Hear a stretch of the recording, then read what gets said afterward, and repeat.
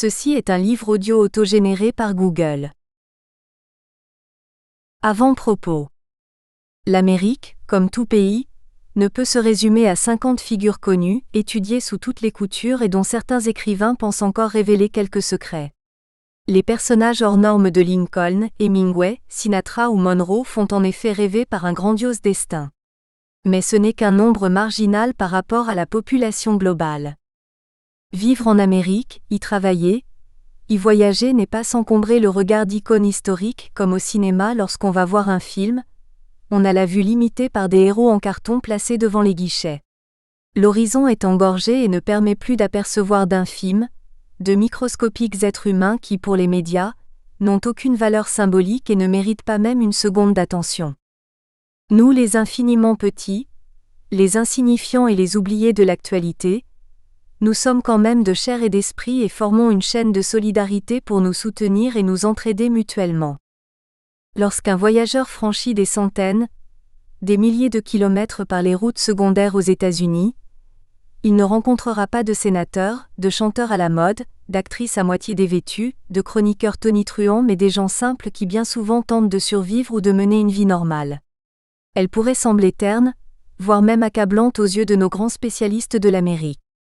Mais c'est l'addition de ces millions d'existences peu glorieuses et dénuées d'intérêt aux caméras et micros des médias, sauf lorsqu'un paumé prend une kalachnikov et tue des gamins de maternelle, qui font marcher un pays et permettent à nos stars éblouissantes d'avoir des fans et de bien gagner leur vie. Alors dans une tentative d'équilibre médiatique, je vais les mettre pour leurs 5 minutes de gloriole, comme aurait dit Andy Warhol, sur le devant de la scène. Je les présente par un prénom, un cadre pour les situer et une occupation qui nous intéresse tous car très proche de nos soucis et préoccupations. Pour en savoir plus sur mes personnages, il suffit de chercher le titre de chacun sur Internet et je suis sûr qu'ils sont déjà répertoriés. Rien n'échappe à Google. C'est l'Amérique vivante, au hasard des routes, qui donne lieu à des rencontres insolites. Leurs dialogues, la poignée de main donnée en toute sincérité valent bien les minauderies d'un président qui se fiche éperdument de l'interlocuteur et fait semblant de s'intéresser à sa petite personne. L'occasion de rencontrer des grands de ce monde m'a souvent été donnée. Que ce soit J.F. Kennedy, Nixon, Pompidou, Sarkozy ou Mitterrand entre autres, les quelques secondes de ces rencontres n'ont laissé dans ces personnages de premier plan strictement aucun souvenir. J'ai toujours joué le même jeu, et les secondes passées à leur serrer la main et entendre une phrase bidon, la même répétée pendant toute la soirée mondaine, n'ont gravé dans ma mémoire rien de plus qu'un flash sans grande valeur humaine. Par contre, une demi-heure ou 1 heure à discuter avec Rhonda de l'Utah imprimera un autre plaisir que quelques secondes avec un Hollande. Mais pour obtenir cette sérénité d'esprit, il faut fuir les clichés de voyageurs confrontés aux difficultés de partir à l'étranger. La langue, les mœurs différentes, l'angoisse de l'inconnu, la timidité face aux autochtones, la sécurité du groupe et le cordon ombilical à l'accompagnateur. Il est des coins reculés qui apportent toujours une surprise agréable, sans que l'on ne s'y attende. Partir à l'aventure sans but bien défini est une façon de voyager quand on a le temps. Être pressé ne vaut rien de bon pour profiter du plaisir de visiter. Dans Tourisme de destruction massive, l'Harmattan, je parle du Kairos qui s'oppose au Télos. Rien de barbare dans ces termes puisque, parmi tous les clients que j'ai eus au cours de ma carrière d'accompagnateur au Touring Club de France, je pouvais assez rapidement juger mes gens comme étant motivés par le Kairos ou par le Télos. Patience explique. Kairos est un mot grec qui définit le temps surtout lorsqu'il est adjoint du mot chrono. C'est le concept de l'occasion opportune.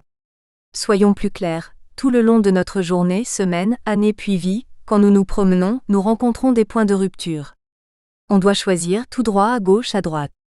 Est-ce que je prends cette allée, ou je traverse pour aller voir ailleurs ou je continue mon chemin? Ce point de rupture qui mène forcément à une décision qui pourrait paraître dérisoire, sans grande importance, peut pourtant en avoir beaucoup. 5 minutes de flânerie vous conduisent dans le métro au moment d'un attentat. Vous traversez et c'est l'accident. Les Grecs parlaient d'un barycentre toujours en mouvement, et Yankelevitch appelle cet instant un avant et un après. Vous vous baladez le nez en l'air et vous tombez nez à nez avec une belle fille qui vous plaît, ou un beau mec. Vous draguez, et c'est le coup de foudre avec tout le tralala qui s'ensuit. Mariage, alors vous avez vraiment un avant et un après. En un mot, un raccourci pourrait dire « Maintenant est le bon moment d'agir ». Passons au télos. D'après Aristote, c'est la cause finale, le but que l'on recherche, le planning prévu qui ne permet pas de dévier d'une trajectoire préétablie. La théologie chrétienne parle de vision béatifique. Pas de fantaisie, pas de vagabondage, pas de modification du parcours. Droit au but sans détour, sans dévier du prévu et de l'organisé. Vous avez compris ? Des touristes sont motivés donc par le kairos ? Ils choisissent la liberté de n'avoir aucun itinéraire. Les autres conduits par le télos ne dévient jamais de l'itinéraire et dans un voyage organisé, collent au guide. À vous de définir à quelle catégorie vous appartenez. Évidemment, les conditions divergent. Le touriste kairos a le temps et ne se soucie pas de l'horaire. Le touriste télos refuse de faire le moindre écart car son temps est chronométré donc précieux. Où en suis-je de mes élucubrations ? Lorsque vous visitez les États-Unis, faites-le en kairos. Louez une voiture, sans aucun itinéraire fixe sinon la longueur de votre séjour mais entre l'arrivée et le retour. Laissez-vous guider par votre instinct et votre fantaisie. Donc pas de réservation, jamais l'œil trop longtemps sur la carte. Et vous tomberez sur des coins sensationnels. Je vous invite donc à parcourir l'Amérique à bord d'une voiture banale, et d'en sortir pour de merveilleuses rencontres insolites certes mais fascinantes. En effet, vous rencontrerez vos sosies, vos clones, vos frères et vos sœurs, tous issus de la même matrice, celle du peuple et des gens sincères et honnêtes. André Giraud. Méthodologie. La curiosité, me disait ma grand-mère, est un vilain défaut. Mais est-ce vrai ? Cette curiosité naturelle qui m'a toujours poussé vers les autres est en réalité une abondante source de connaissances reçues de la bouche même des spécialistes. Je leur suis reconnaissant que le hasard les ait mis sur ma route.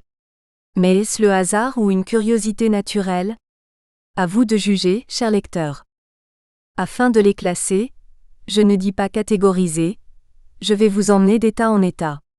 Nous ne les ferons pas tous quoique les ayant fait moi-même personnellement au cours de mes pérégrinations pour présenter la classe franco-américaine, j'aurais eu plaisir à vous emporter dans ma valise. Je vais d'une nomenclature habituelle, classer les états par ordre alphabétique. Tout bêtement. Chacun d'entre eux aura un titre en anglais car il représente sur place la caractéristique du personnage. Arizona. L'un des États américains qui fait le plus rêver. Paysages grandioses, Grand Canyon, habitants habitués aux grands espaces, terres étendues et arides, routes interminables qui semblent mener nulle part. Y voyager est comme avoir atterri sur une autre planète. Alors dans les bourgades, l'occasion est toujours là de rencontrer des gens insolites. Le melting pot qu'est l'Amérique a fait venir dans ces lieux sauvages depuis le début du XIXe siècle, des Européens à la recherche d'aventures, des fuyards que l'on recherchait à l'Est, des pionniers qui voulaient une autre vie et des amoureux d'espace qui semblaient illimités. Le nom vient de la tribu indienne O'odham, Allisonac. C'est le 48e État à rejoindre la Fédération des États-Unis, le 14 février 1912. Exploré, et non pas découvert puisque de nombreuses tribus indiennes l'habitaient, en 1539 par l'Espagnol Coronado. Il est encore la réserve de nombreuses tribus indiennes, Navajo, Hopi, Apache, Yavapai, Zuni. Certaines ont alimenté nos imaginations et nos jeux quand nous étions petits, et qu'on jouait aux cow-boys et aux Indiens. Prenons notre bâton de pèlerin, et avançons. Patricia the Shopkeeper. Jérôme est une petite ville minière dont les mines de cuivre sont à présent plus ou moins abandonnées. À cheval sur la route 89A, entre Prescott et Sedona, magnifique bourgade, elle attire un grand nombre de touristes pour la beauté de la vallée et pour certains bâtiments restaurés comme le restaurant où nous avons mangé, un ancien garage. Au bas de la rue principale, une boutique attire l'œil. Le touriste s'y arrête par curiosité. À l'extérieur, un assortiment d'ustensiles en cuivre scintille au soleil. En ouvrant la porte du magasin, des objets attirent tout de suite nos regards de Français. Sur les murs sont accrochées des plaques de rue, place Jules Ferry, rue du Verger. Interrogée, la propriétaire Patricia est heureuse d'expliquer qu'elle adore la France, y va assez souvent et a ramené toutes ses plaques de Metz. La ville a changé sa signalisation, et les anciennes plaques ont été remisées puis vendues au poids. Elle a acheté un lot important qu'elle a expédié aux États-Unis pour décorer son magasin. On se croirait dans une ville de France. Un grand merci à Patricia de penser à la France et de le faire savoir d'une façon originale. California. Un État en lui-même, un État qui pourrait être indépendant avec un PIB dont rêveraient beaucoup de pays en voie de développement.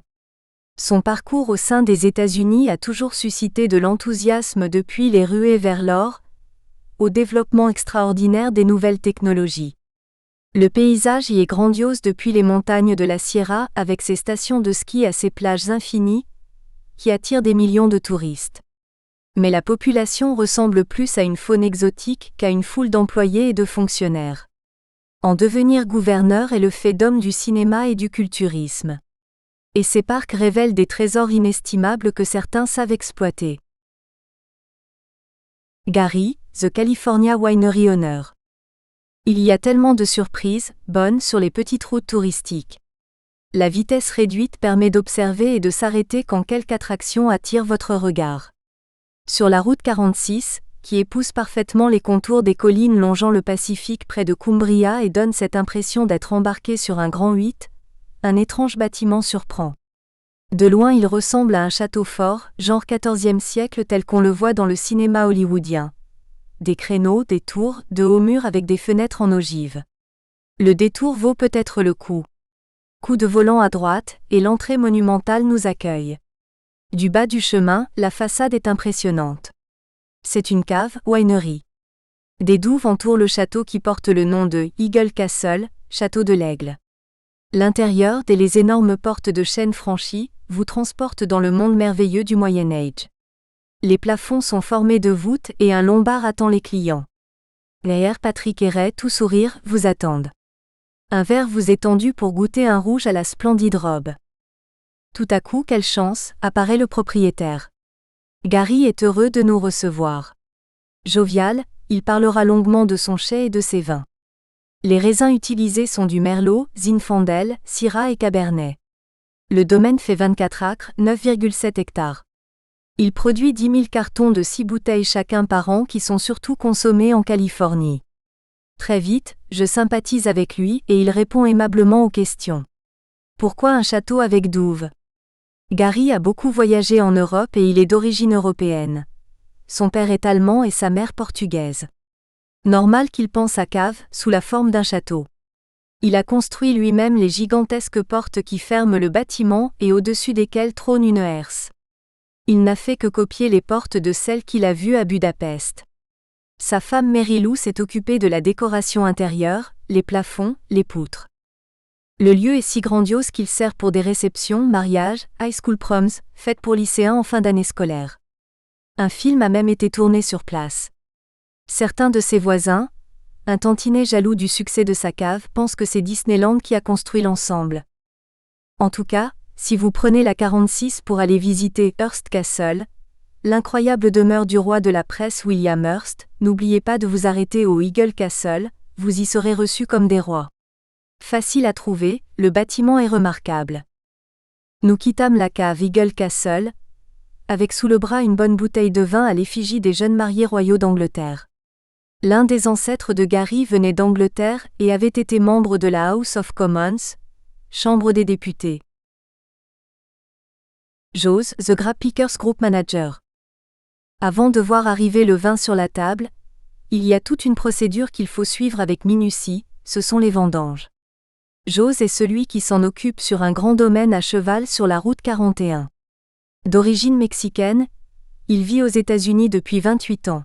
Les vignes couvrent 1100 acres, 445 hectares, dont une grande partie produit des raisins de table. Surpris de voir débarquer des Français au milieu de ces vignes, il va répondre gentiment aux questions puisque celui qui l'interroge parle l'espagnol, presque couramment. Les vignes produisent 4 tonnes à l'acre, 0,4 hectares. Des groupes de 4 à 5 employés sont déjà au travail et entassent avec soin les raisins dans des cagettes en plastique. Un groupe de 3 ramasse environ 500 livres, 228 kilos par jour et il faudra plusieurs semaines pour terminer les vendanges. Un détail étrange attire l'œil du reporter. Toutes les rangées de pieds de vigne sont recouvertes d'un long plastique blanc enlevé à la fin des vendanges. Jose explique qu'il sert à protéger les raisins de la pluie et de la grêle. Ainsi les désastres sont évités comme ce n'est pas le cas en France. Jose nous donne une grappe de raisin avant de partir, mais au moment de monter dans la voiture, un ouvrier agricole nous court après pour nous donner un panier d'environ 5 kilos de magnifiques grappes. De quoi nous réjouir dans les jours qui suivent. Merci à Jose et à ses équipes de nous avoir accueillis. Shane The Dinosaurs Garden Owners sont.